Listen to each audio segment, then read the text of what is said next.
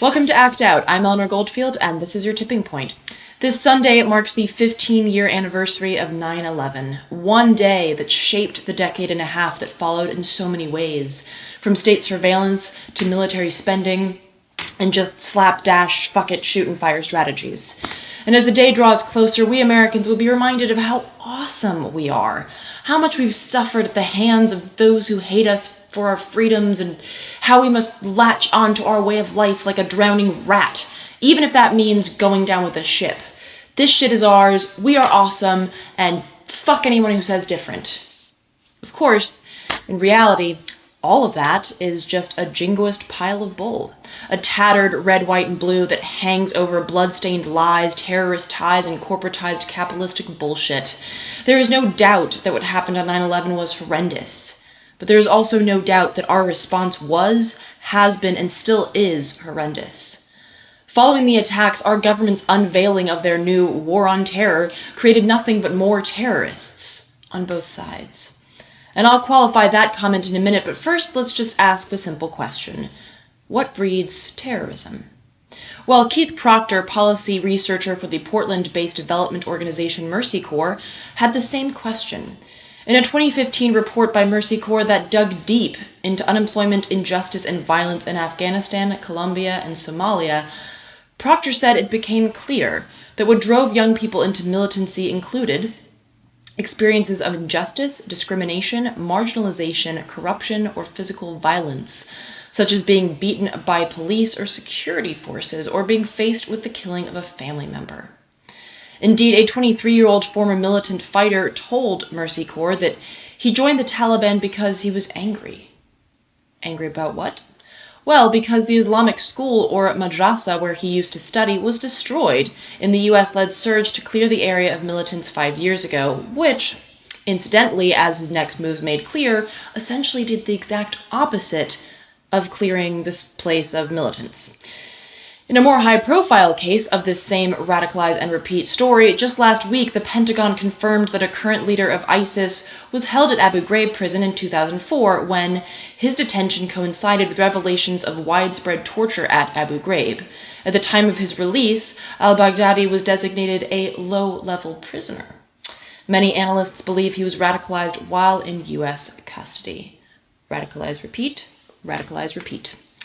And although I've mentioned it before, it bears repeating again. In his book, No Good Men Among the Living, Anand Gopal uncovers the thick layers of corruption that fuel our occupation of Afghanistan.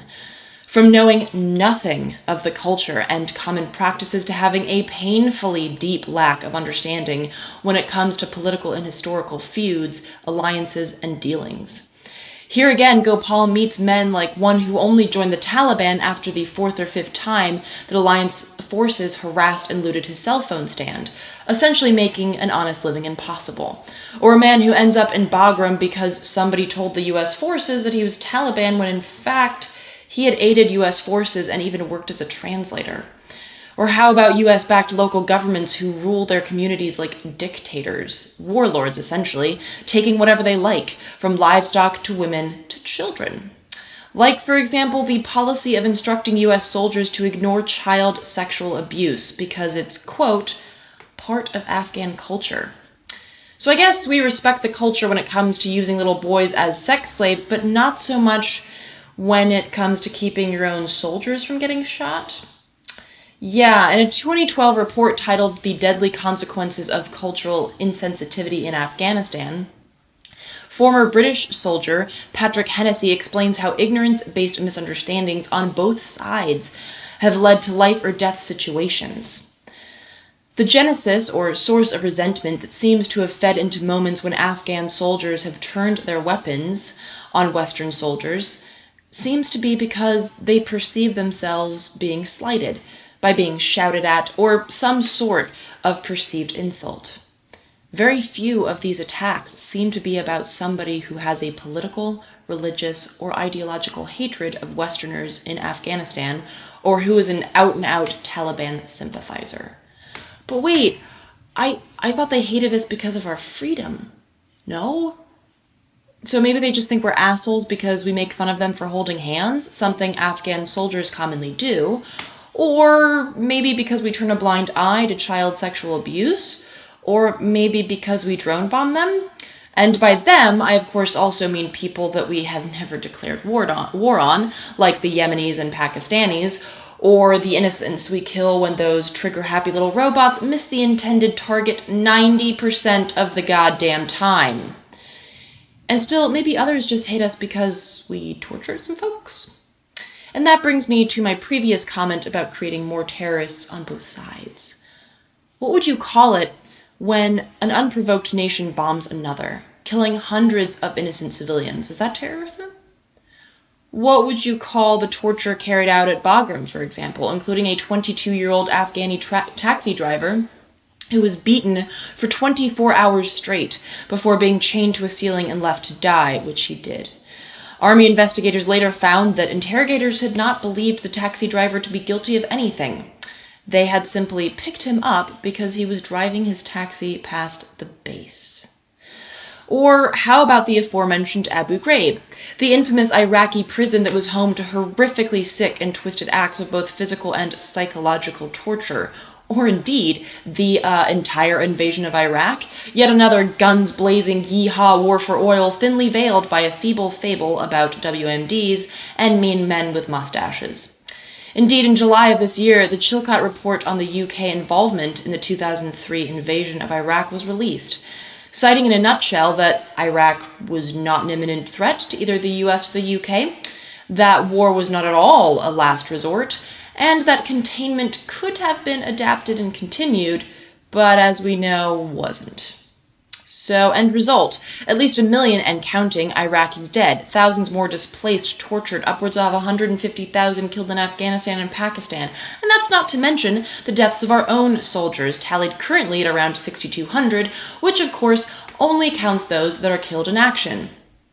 Which leads me to my next point. Would you call it an act of terrorism to also destroy the lives of your very own people? For example, Thomas Young, an Iraq war veteran who wrote an open letter to Bush and Cheney before he died in late 2014 from prolonged physical and psychological pain following his paralyzation in 2004. Part of his letter reads, "I write this letter, my last letter, to you, Mr. Bush and Mr. Cheney. I write not because I think you grasp the terrible human and moral consequences of your lies, manipulation, and thirst for wealth and power. I write this letter because, before my own death, I want to make it clear that I, and hundreds of thousands of my fellow veterans, along with millions of my fellow citizens, along with hundreds of millions more in Iraq and the Middle East, know fully who you are and what you have done. You may evade justice, but in our eyes, you are each guilty of egregious war crimes, of plunder, and finally of murder, including the murder of thousands of young Americans, my fellow veterans, whose future you stole. Is stealing those futures an act of terrorism? Is the fact that 22 veterans commit suicide every day not indicative of Young's claim? Or the fact that HUD estimates more than 39,000 veterans are homeless on any given night in the U.S.?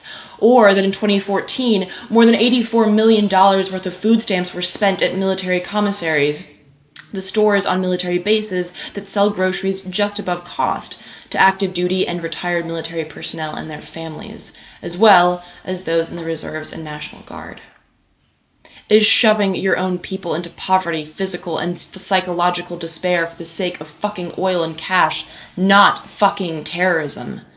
Is the torture and murder of millions not terrorism? Is the continued occupation of and political control over countries that did not wrong you nor want you to be there not just the Antichrist love child of colonialism and terrorism? Is cozying up to terrorist nations not complicity in terrorism? Or the simple fact that right after you handed the families of 9/11 victims a ray of hope in taking legal action against said terrorist nation, you slip in a final section, giving the Justice and State Departments the power to stay court action indefinitely? All they have to do is inform the judge hearing the case that the U.S. government has engaged with Riyadh in diplomatic talks to resolve the issue. Is that not a clear-cut fuck you to 9/11 victims and their families, and a further pedestaling of terrorism and all its twisted players? Does this not further highlight the reality that the war on terror, or indeed any war, including the war on drugs, is merely another horrific enterprise concocted by the 1% at the expense of the 99% in the name of money and power? The people responsible for the acts of terror on 9/11 are but a select few in a much larger crop of terrorists, many of whom hide behind a freedom crusade of red, white, and blue. So really, when the powers that be ask you to cozy up this Sunday to commemorate the lives lost on 9/11 by falling in line, waving an American flag, and promoting our freedom, in a word, don't. No one hates us because of our freedom. They hate us because of our terrorism. We are a country of exceptional greed, arrogance, ignorance, and violence. The families of those who died on 9/11 gain nothing from the deaths of millions in the Middle East. The more than 32,000 cases of serious respiratory or digestive issues and over 12,000 mental health diagnoses tied to the attacks on 9/11 cannot be treated with more bombs, more death, more destruction. The war on terror is terrorism. Violence in the name of jingoism or religious creed is neither acceptable nor helpful. As Mozambique puts it in the new film The Confession, the right to self-defense is not the right to offend. And that goes for whichever side of the war on terror that you're watching this from. So instead of just letting this Sunday pass with yet another tired, red, white, and blue, chest-pounding, fear-crowning, unabashed celebration of war and hate, take stock of the chain of events, the causes and effects of our actions, their actions, and the overarching failure that is the war on terror. Think outside the lines that the powers that be draw. Consider the historical proof that violence only breeds violence, hate only breeds hate, and that our involvement in the Middle East has brought neither more safety nor more liberty for any people on either side. And now, speaking of sides, the aforementioned Mozambique, a British national, a Muslim man who was educated at a Jewish school, and a former prisoner at Gitmo. Beg stars in The Confession, a new documentary about his arrest and detainment that also dives into the dangerous policies in the war on terror and his outspoken perspectives on both Islam and Islamophobia. The film is available to stream on iTunes, and for a sneak peek, take a look at the trailer.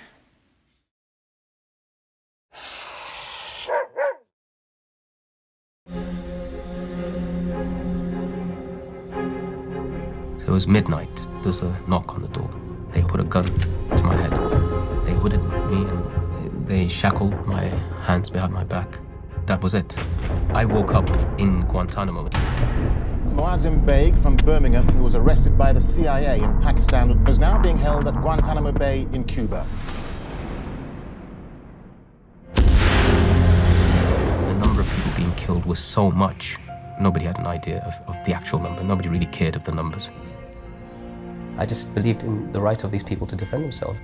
The right to self-defense is not the right to offend. Coming into conflict with the West would also mean coming into conflict with home. That's something I've never, ever wanted or advocated. The government has a narrative that this is all about ideology. It's about my belief, about my religion. And I'm saying to you, no, it's not. It's about torturing and bombing and abusing and killing and imprisoning without charge or trial. The state was flying into confrontation with me. They couldn't explain to me what it is that they think I've done. It's clear demonizing of the Muslim community. I wasn't anti-state. The state was anti-me. They're not responsible for creating the dodgy dossier. They're not responsible for anything that they do. They are completely immune.